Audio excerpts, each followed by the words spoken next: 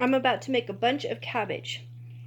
So I've decided that I really like my cabbage cut up in big chunks. I don't like it super thin. So I do have a food processor.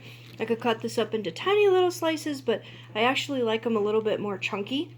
And this sauerkraut that I'm going to make is actually going to be a fruit sauerkraut. So I'm going to have the cabbage, and I have more cabbages over here. And I'm just going to put them in my NSF Food Safe Tractor Supply bucket. And I'm going to add my salt, just a tiny bit. You totally can overdo salt really easily. I'm only going to do 2 tablespoons of salt per head of cabbage. I'm going to mix it in the bucket really, really well. And then when I'm done, tomorrow morning, I'm actually going to rinse out my cabbage. You want to use a non-iodized salt. So I have some salt here, non-iodized. I'm actually going to measure out my 2 tablespoons of salt to put in there. Another salt you can use that's really good is a Celtic sea salt. I like this one. This one is a little bit more powerful than this one, so I might use a little bit less salt. Again, I'm going to be rinsing this cabbage out tomorrow morning after it presses. And I'm going to mix the red cabbage in with the green cabbage.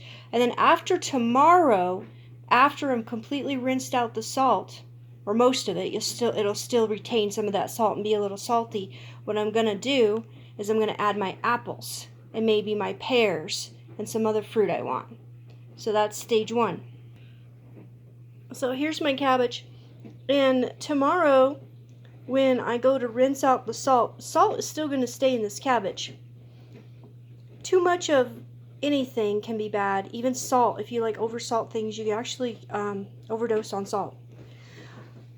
Over here, I have my previous cabbage I made, and I have mixed all kinds of good stuff in this, and I'm really seeing the benefits in my gut because of it. It doesn't look very pleasant, but I tell you what, it tastes great. It's got a beautiful color. It's nice and red.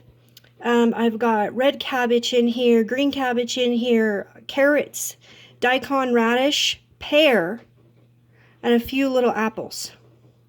So that's my, and I just keep it mashed down because you want to keep the air out of it. And I'm actually going to put this